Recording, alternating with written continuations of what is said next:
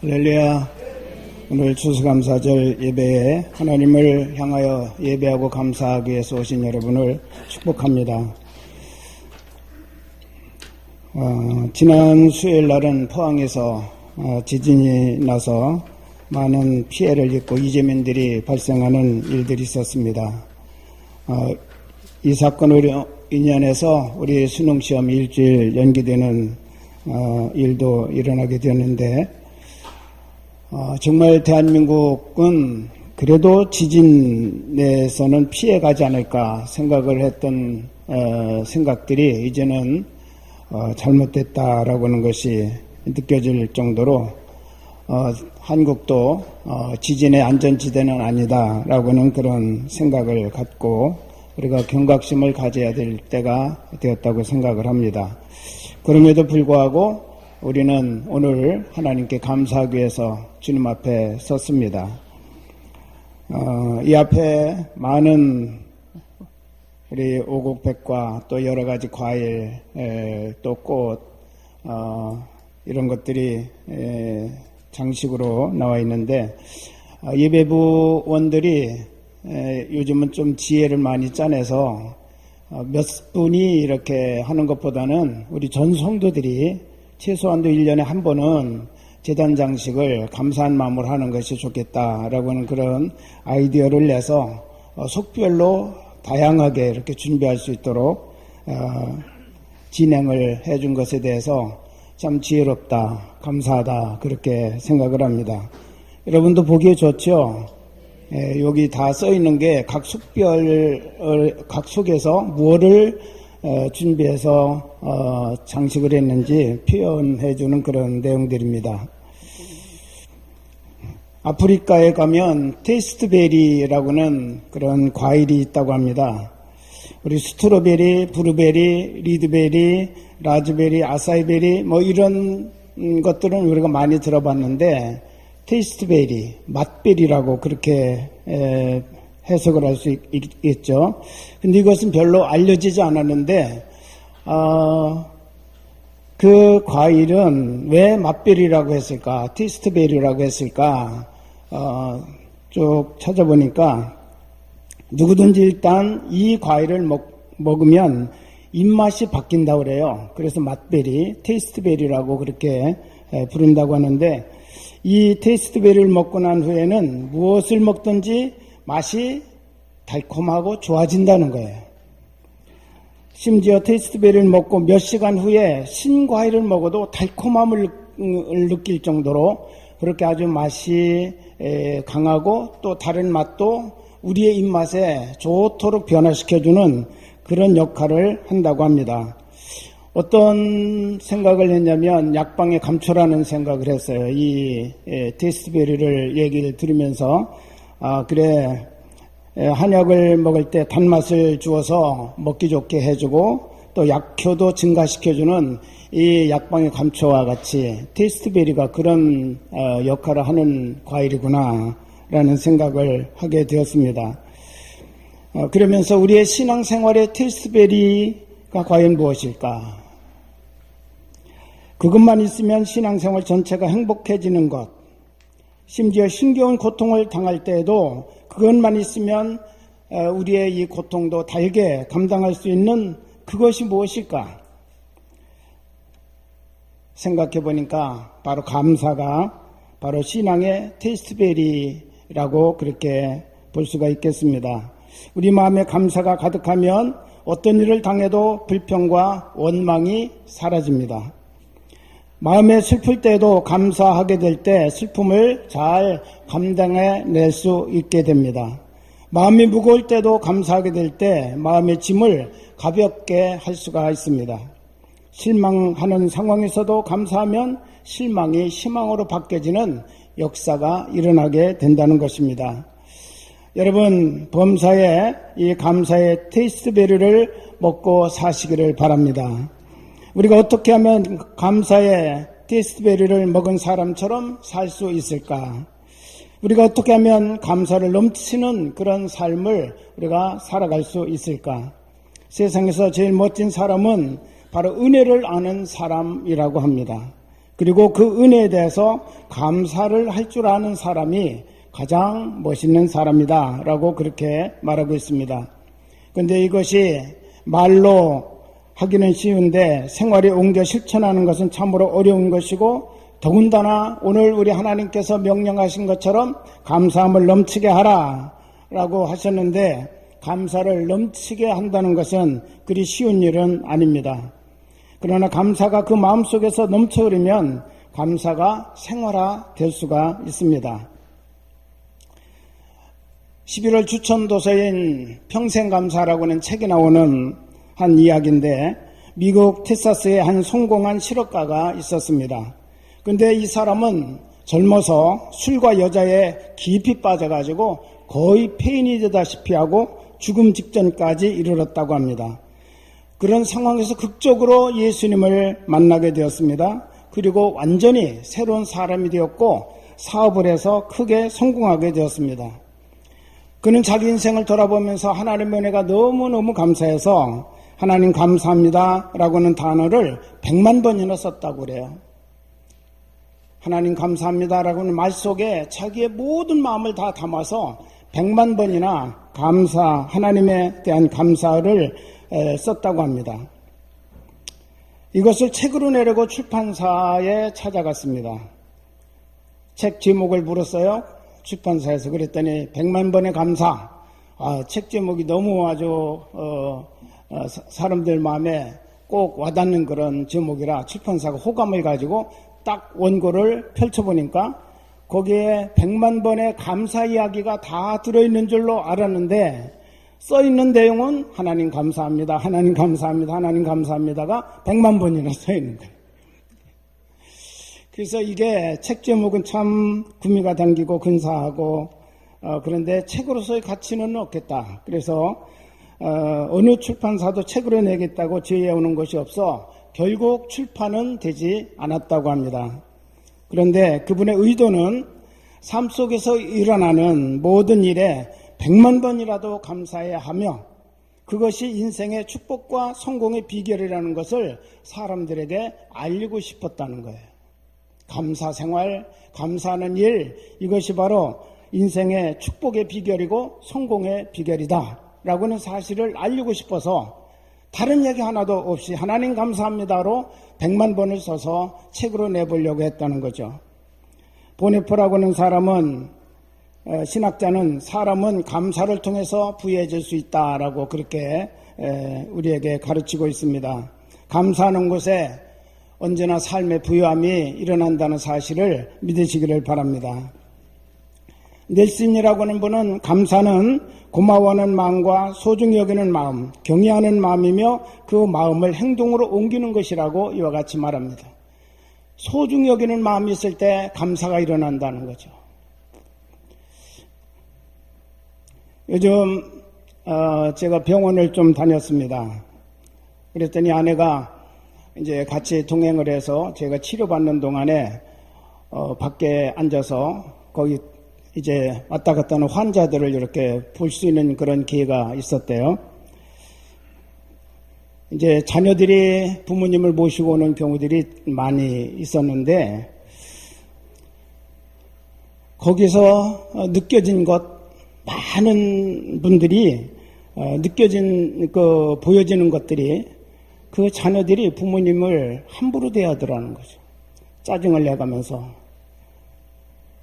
어머니, 아버지의 그 불편함 때문에 안 와도 될 내가 여기까지 와서 내가 이 힘든 일을 하고 있다라고는 생각 때문에 짜증스러운 태도를 보이면서 그 부모님들 막 구박하고 이렇게 하더라는 거예요. 그래서 느낀 것이 정말 소중히 여기지 못하면 감사하는 마음, 감사하는 태도는 절대로 일어날 수가 없다. 부모님을 부모님으로 소중히 여기는 그런 태도가 없이는 결코 감사하는 말도 감사하는 태도도 나올 수가 없다라고 하는 것을 새삼스럽게 느끼는 그런 기회가 되었습니다. 오늘 본문은 그리스도 예수를 주로 받은 사람은 믿음에 굳게 서서 감사함을 넘치게 하라고 명령하고 계십니다. 6절에 너희가 그리스도 예수를 주로 받았다. 그렇게 말하면서 그 안에 뿌리를 받고 세움을 받아 교훈을 받은 대로 이것은 바로 믿음을 굳게 세우는 방법이죠. 예수님 안에 뿌리를 받고 예수님 안에 세워지고 예수님의 교훈을 받아야 믿음에 굳게 설 수 있다. 믿음에 굳게 서면 감사함을 넘치게 할 수 있다. 즉 믿음과 감사는 정비례한다는 거예요. 믿음이 굳게 세워지면 세워질수록 감사가 넘쳐나게 된다는 거예요. 할렐루야.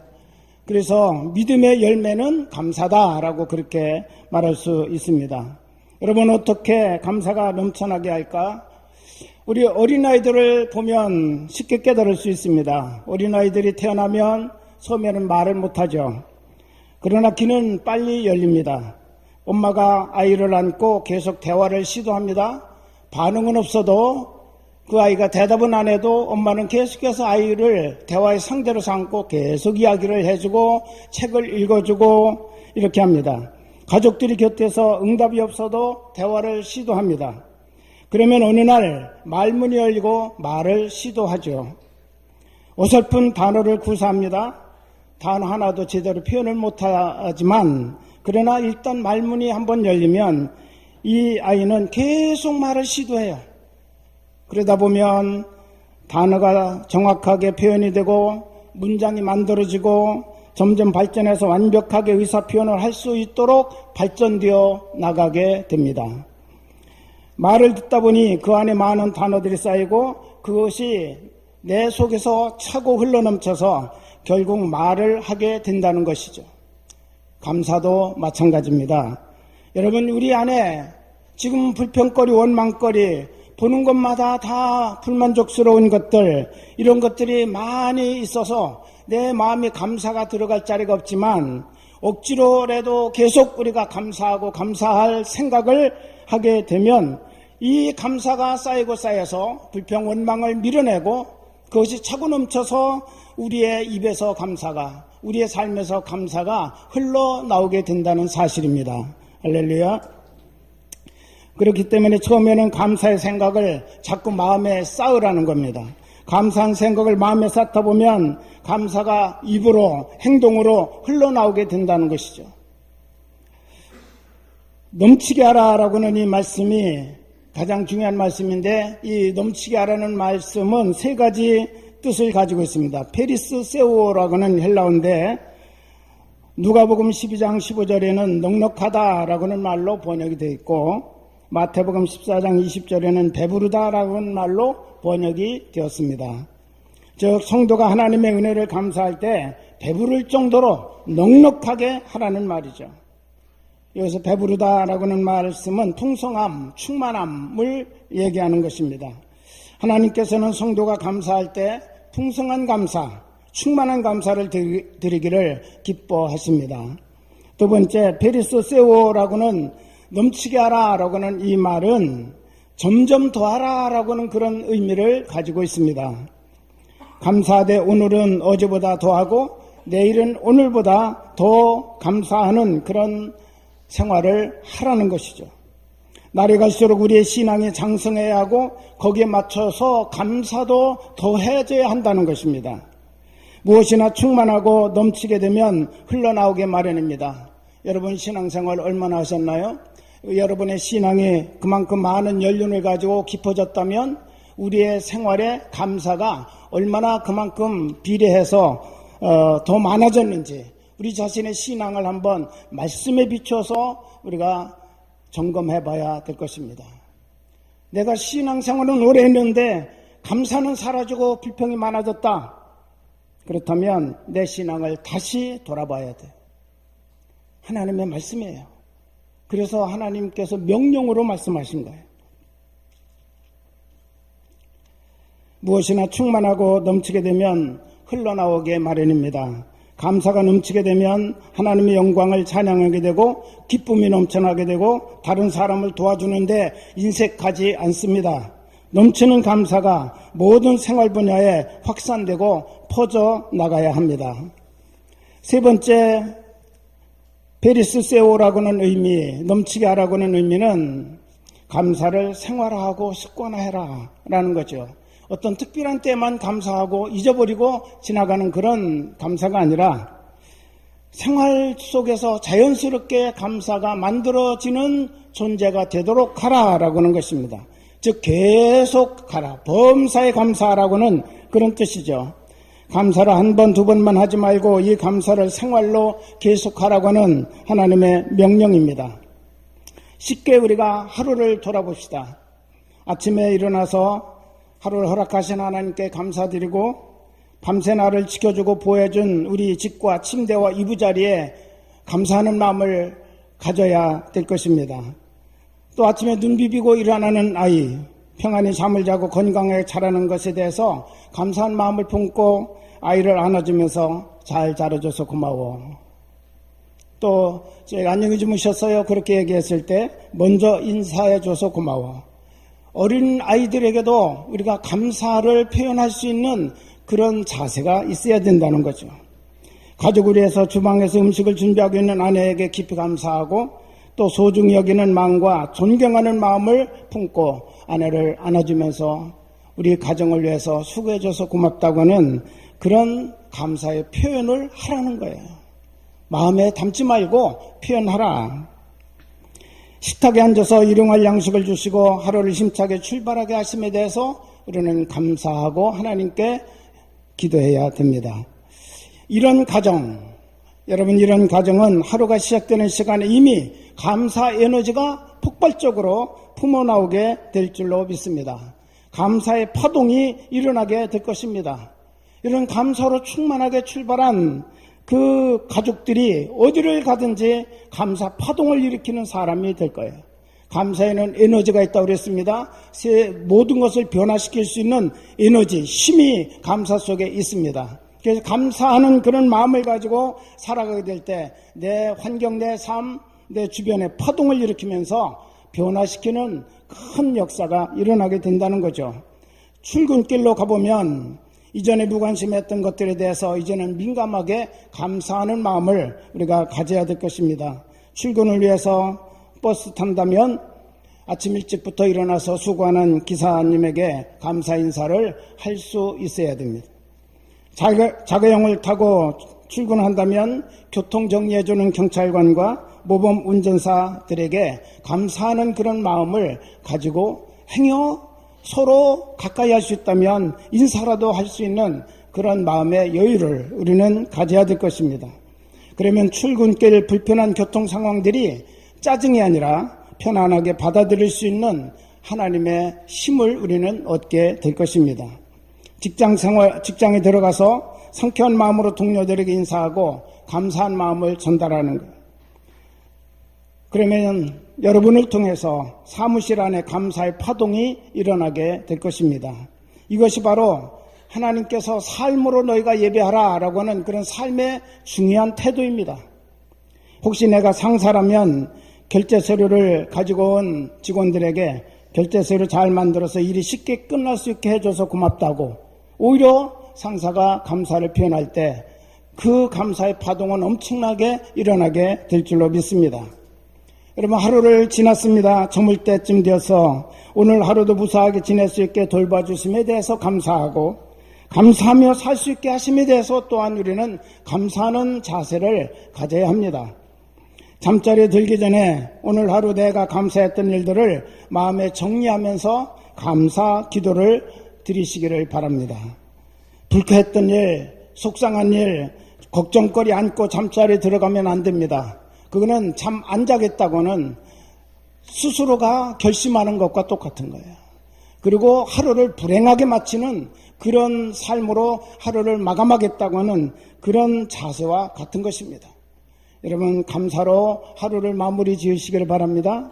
그래서 잠자리에 딱 누웠을 때 정말 하루에 감사한 일들을 다시 돌아보면서 하나님 앞에 감사하고 그리고 잠자리에 들어가게 될 때 여러분은 정말 평안한 잠으로 행복한 하루를 마감하게 되는 줄로 믿습니다. 이렇게 하루하루를 우리가 살아가는 이 삶이 이어져 갈 때 여러분 계속하는 감사, 범사의 감사가 이제는 생활화, 습관화가 되는 거룩한 하나님의 백성이 될 줄로 믿습니다. 감사하라. 하나님께서는 명령하셨습니다. 이것은 믿음과 정비례 한다고 그랬습니다. 믿음에 굳게 서면 감사가 넘쳐나게 된다고 이와 같이 말씀하십니다. 여러분, 그렇기 때문에 우리는 아직 체질화되지 않고 생활화되지 않고 습관화되지 않은 이 감사 생활을 처음에는 참 어린아이가 말 한마디 표현하는데 어색하듯이 우리가 어색할 수밖에 없지만, 그러나 지속하게 되면 그것이 점점 더 우리들의 삶을 새롭게 만들어 나가 하나님의 은혜와 축복을 누릴 수 있는 그런 감사의 열매로 풍성한 자리에 서게 되는 줄로 믿습니다. 사랑하는 여러분, 감사하다 보면 감사가 넘치고 복된 삶이 만들어진다는 것이죠. 오늘 함께 말씀을 함께 하겠습니다. 믿음에 굳게 서서 감사함을 넘치게 하라. 아멘. 기도하겠습니다.